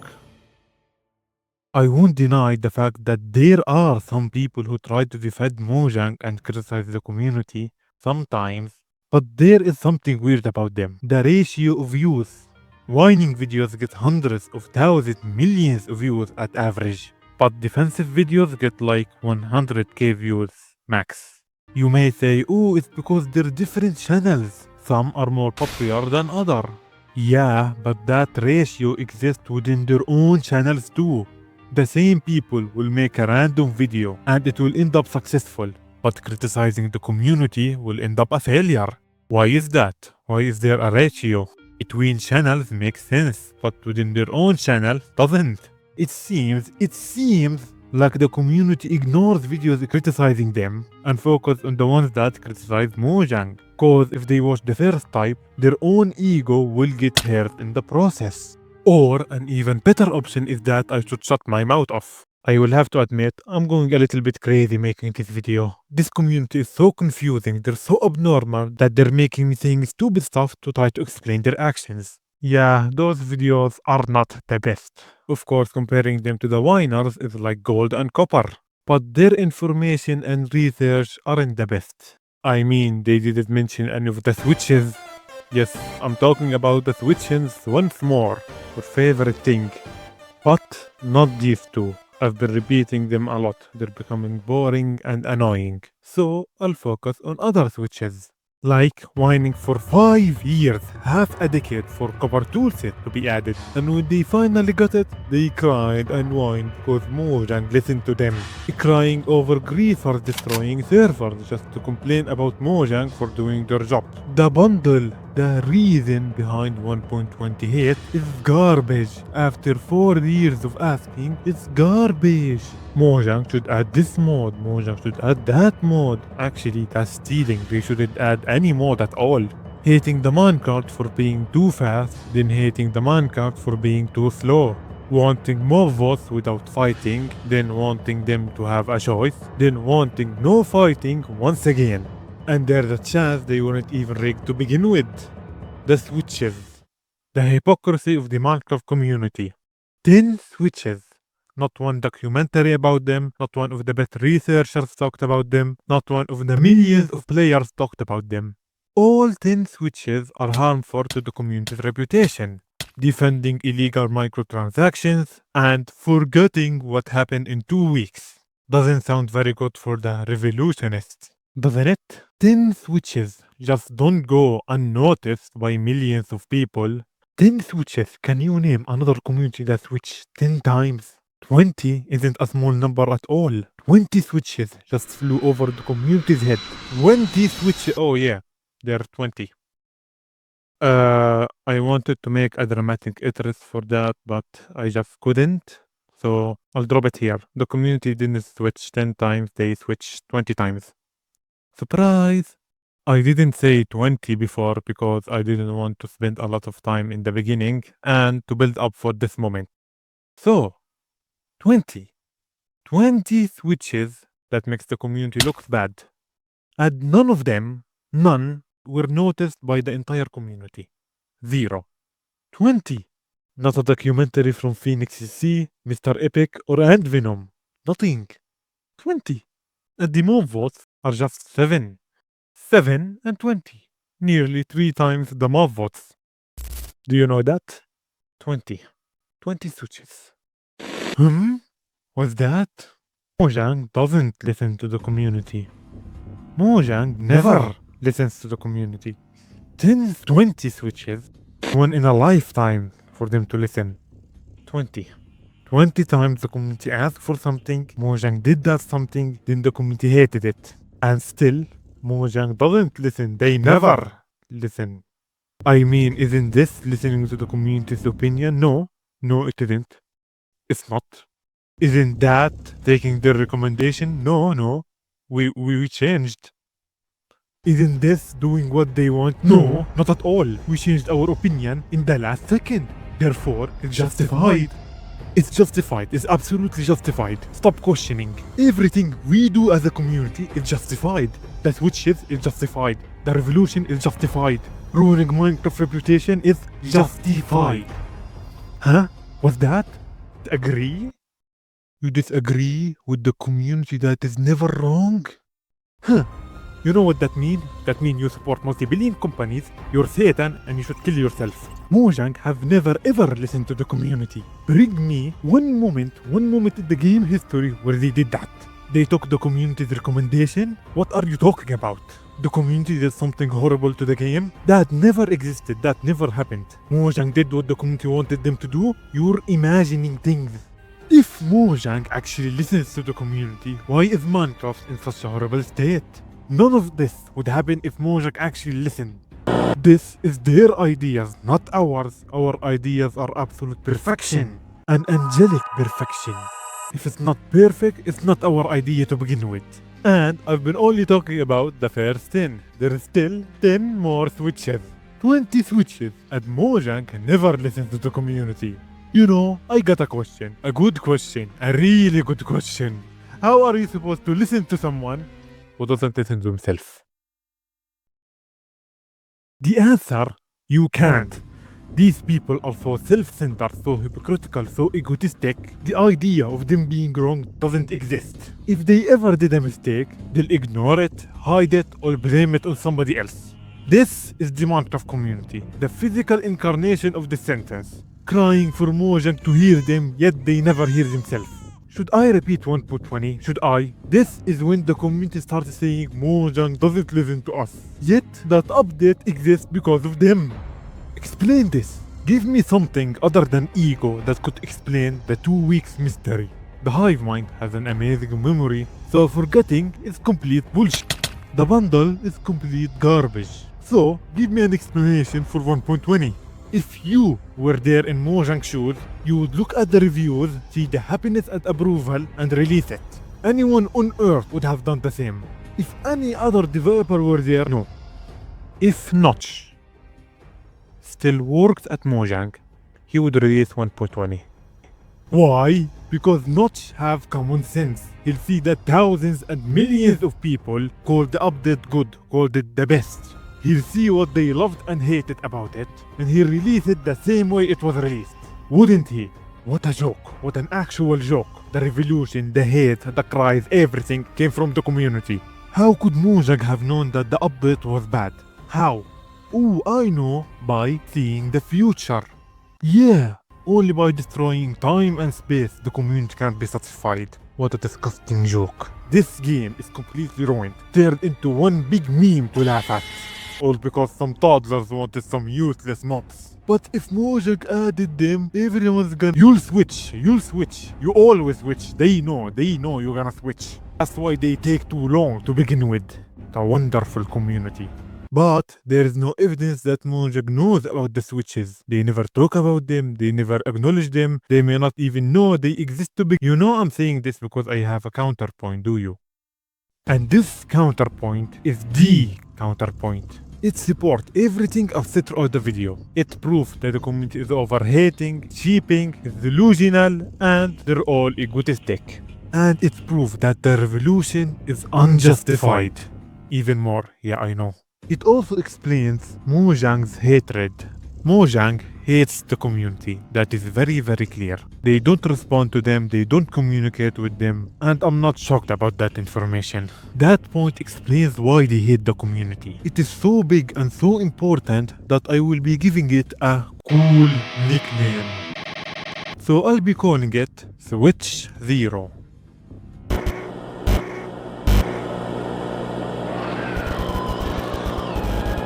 Sound absolutely horrible, I know. And there's also a 0% chance that Mojang doesn't know about it. They know about it, they remember it, and they hate it. But they don't speak about them because they're stupid. Anyways, I can say there are 10 more switches without explaining the 10 more switches. At first we have the Mavots. All of them. Yeah, I didn't say I won't add them this time.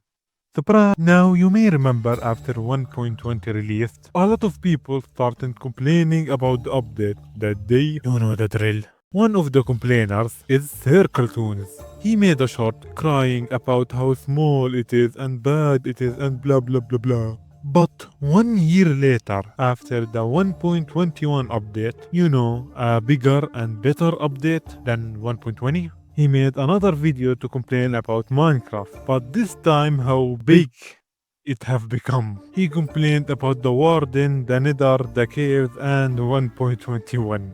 He made 2 videos to complain about the complete opposite things. And what's interesting about both videos is the first gained around 6 million views, maybe 7, but the second one gained 60 million. 60 million! Nearly 10 times the first one. And let me remind you, the small bad one had a 1 year head start. It had a whole year to gain views, but it failed. Yeah, this one is like 5 million switches at the same time. The texture changes count here, and also the combat changes too. People complain how small the game is, and others complain how big the game is, and sometimes they're the same person. Nostalgia bit. Now we come back to the biggest excuse in Minecraft history. Fireflies. One of the most beautiful, wanted and beloved features in Minecraft. But when the fireflies were first announced, the community actually hated them. No, I'm not lying. They hated them a lot because they're useless. They do absolutely nothing and only serve to make swamps uglier than before. Doesn't this user remind you of anyone specifically? But then, after Mojang removed them, the geniuses of Minecraft decided to make them from bad to good. And that's because... Hot take, the removal of the fireflies is one of the most justified things I ever heard of. The community hated them. Just read this beautiful post about them. Mojang saw the hatred and realized that adding them would be dangerous for them, for Microsoft, the entire species of frogs, and their money. So, they removed them. But then the community switched. And what's even funnier is after the fireflies were re-added to the game, the community forgot about them. I haven't seen any video, post, or any mention of them at all since their announcement. The community celebrated their return, then went back to whining. Here's a recap of what actually happened. Firefly bush is here. Oh my god, they added it. They added the fireflies again. Wow. 2 weeks later.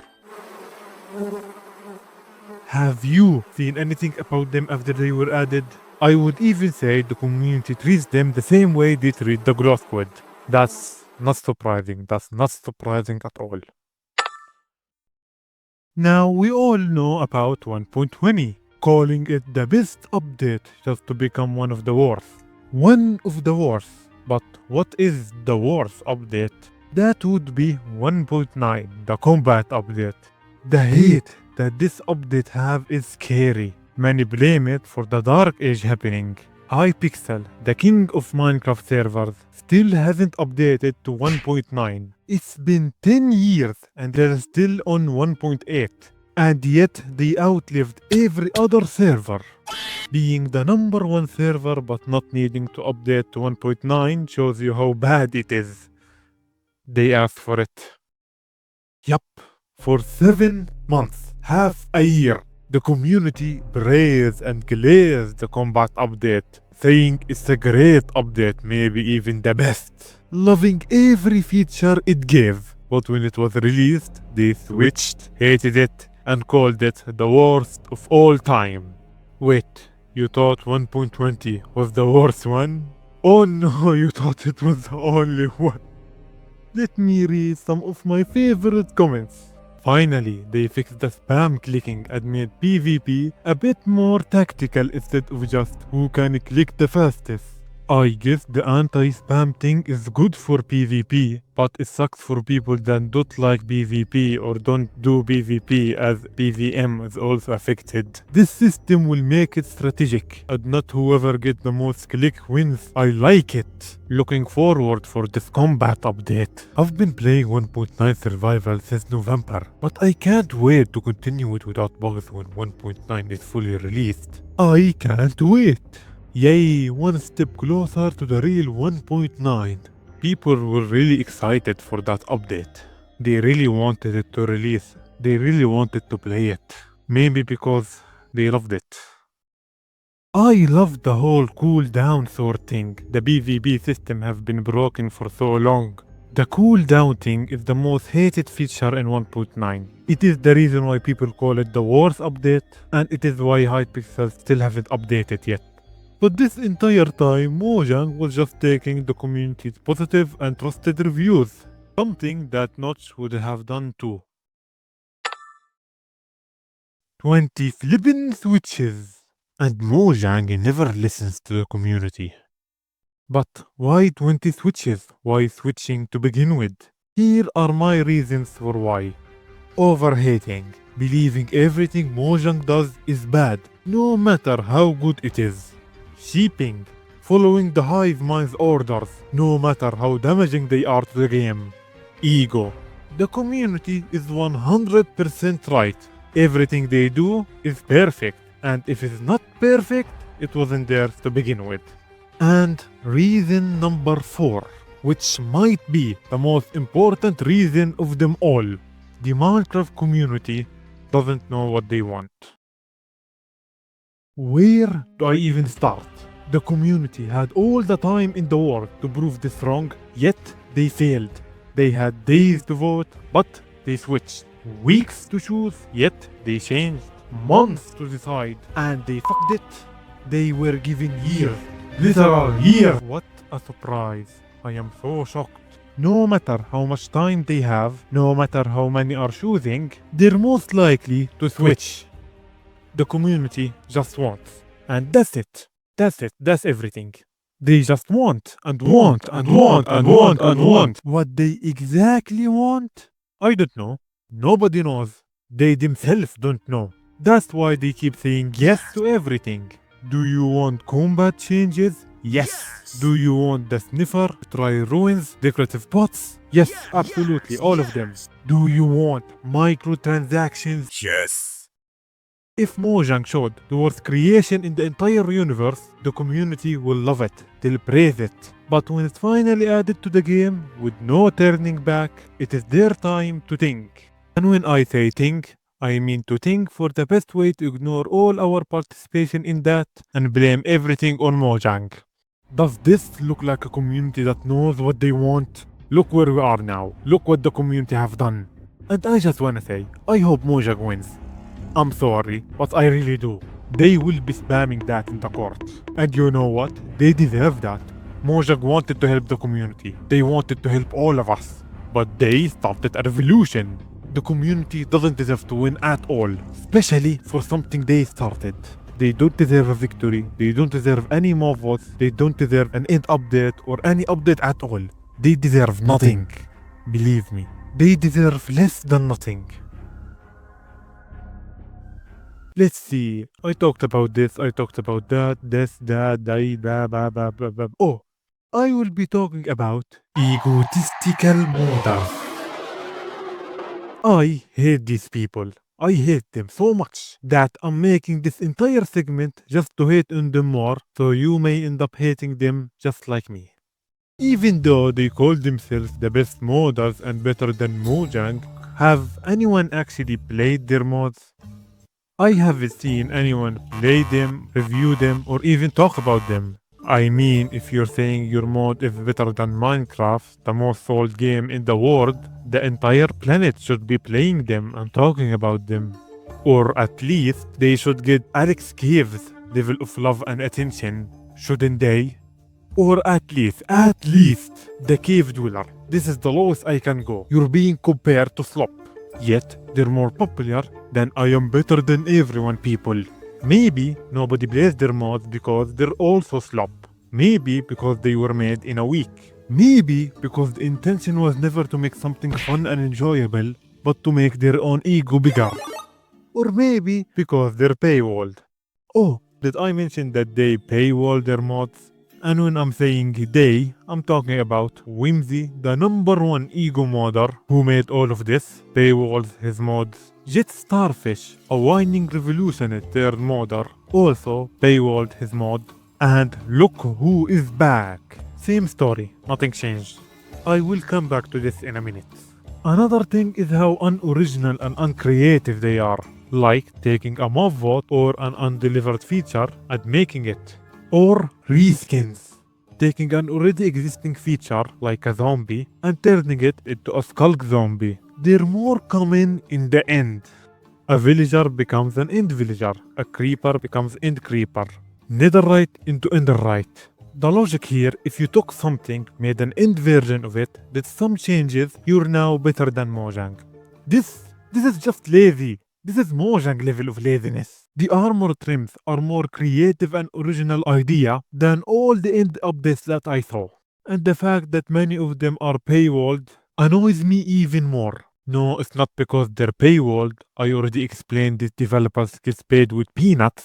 It is because of the community. The community hates the marketplace. They despise it. They hate the microtransaction. They wanna see it die. But they love ego modders. They praise them and support them. So why do they hate paywalled mods but also let other paywalled mods be free?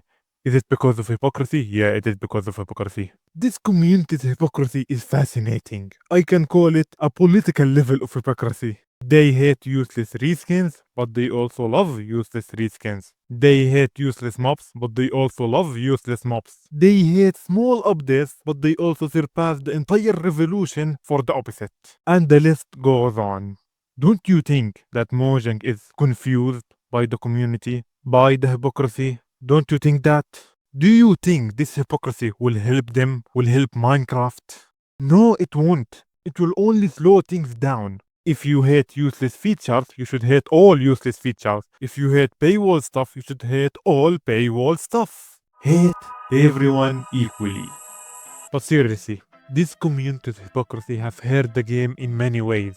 The community alone have ruined Minecraft in countless ways. This entire video is just talking about what they did wrong.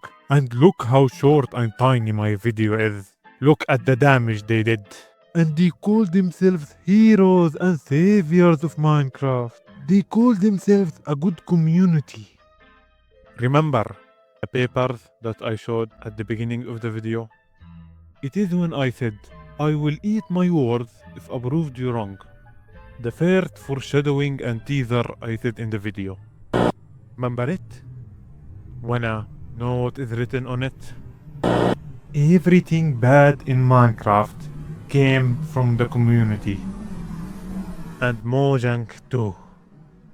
God, I'm horrible at transitions. So, I've been speaking ill about the community since forever. But what about Mr. Mojang Minecraft, the developers of the game? I won't be talking about the laziness or updates or anything known, but I'll be talking about their silent. Mojang is weirdly silent about everything. Not silent in the way they're trying to hide something, but it's like speaking to a statue or a wall. No response at all. The fireflies are a great example. I bet I convinced many of you that their removal was justified. The hatred and the possible damage. But I discovered all of that by myself. Mojang said nothing, which is weird because it's easy. People called the fireflies the patient zero of all of the drama and hell. If Mojang defended themselves, none of that would have happened. It is so easy and humans are horrible creatures. They're horrible creatures. Talk, say something, defend yourself. It's not like the community gonna criticize you for defending yourself or they gonna criticize anyone for defending and explaining Mojang actions. I know what I'm saying is quite confusing, but that was written on the paper that I showed 2 hours ago. Yeah, the message of the video is the world isn't black and white, it's grey. We should spread love, peace, kindness and friendship and blah blah blah blah blah. Ah, what a lovely ending to the video. And if you disagree with me, thank you. I know this sounds so fucking weird, especially after everything I've said. The switches, the hypocrisy, the hate, the blindness, the ego, the delusions, the hate milkers, the ego modders, the whining, the hive minding, the revolution, the impact of 1.20 that went completely unnoticed, the creativity equation, and the attention theory. The death of 3 different genres, the love that the combat update gained until it was released. The same story with 1.20, the copper toolset, the bundle, all the mob votes, the banning of Oppenheimer, the stealing from mods, the fireflies, the big and small updates, the changing opinions of the mob votes, the Mojang rigged the mob votes, the boycotting, the speed of minecarts, the 2014 hate movement, the hatred of wait. I talked about the 2014 revolution a lot, and I showed many evidence to prove it, especially and Venom's video. I showed a clip from that video, but not the title or the thumbnail, which is weird because I've been using YouTube as my main source of information. I use YouTube comments, YouTube videos, YouTube everything. I use Reddit posts and forum posts time to time, but it's mostly YouTube. And that's kinda weird. Not only that hate movement is 2 switches at the same time, it's also probably the most important part in the video. Don't worry, I'll be showing it now, but could you guess the name of the video? It's nothing difficult. I just want you to guess the name, the title of and Venom's video talking about that hate movement. Guess it. Guess the title. I'll be waiting. Just take a guess. This isn't some mind-bending puzzle, just a game, just an innocent question. I mean, I've said guess multiple of times throughout the video, so it's nothing new or surprising. So come on, guess.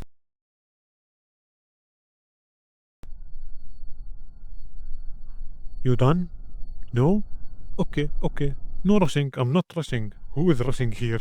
Take your time. The more you think about it, you already took your time. Guess is the first thing I ever said in the video. It's my first word. So you already took your time and you still haven't. So end this quickly. Why am I taking all of this time to build up? This hate movement is the point in time where my video switched, where it became serious. And you know exactly what I'm about to show. Believe me, it is worth all of the build up. So, guess. Give me your wildest, craziest guess. Without any further ado, the name of the video is Why Did Notch Sell Minecraft?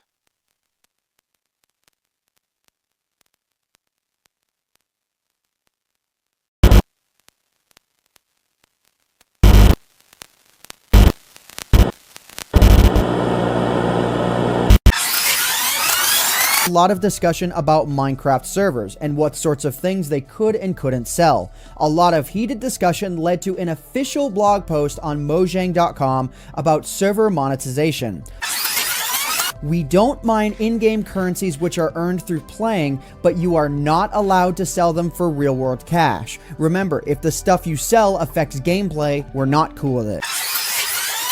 There was immense outrage in the community, leading to employees of Mojang and Notch receiving threats and an incredible amount of hate on the matter. On June 17th of 2014, everything came to a tipping point. For many different reasons, all of which probably egged on from the recent EULA enforcement, Notch tweeted out that he was looking to sell his stake in Mojang because getting hate for trying to do the right thing is not my gig.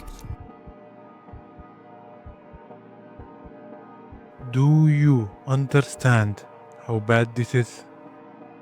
Do you understand what that means? Everything bad in Minecraft came from Notch. Wanted Minecraft to be free, a completely free game. That was one of his plans for the future. C418, the original music composer for Minecraft, was fired after Microsoft bought it. Over a year without any updates. 18 months with no updates at all. The worst and most hated update in Minecraft history released after the selling. Minecraft story mode being removed, completely deleted from everywhere. The dark age of Minecraft began. The mob votes started in 2017. The texture changes in 2019. The downfall of maps, the downfall of mods, the downfall of servers, the Elytra, the Firefly, the Phantom, the downfall of Minecraft, the Rise and Tales update being a failure, update being a failure. Bedrock Edition came to existence. The Marketplace came to existence. The Skyblock map, the Aether mod, the rise of pay-to-win, the rise of gambling servers, the rise of illegal microtransactions, the lawsuit of the microtransactions, another lawsuit started the rise of not more than Minecraft hated of the original history released Minecraft the dark age of Minecraft.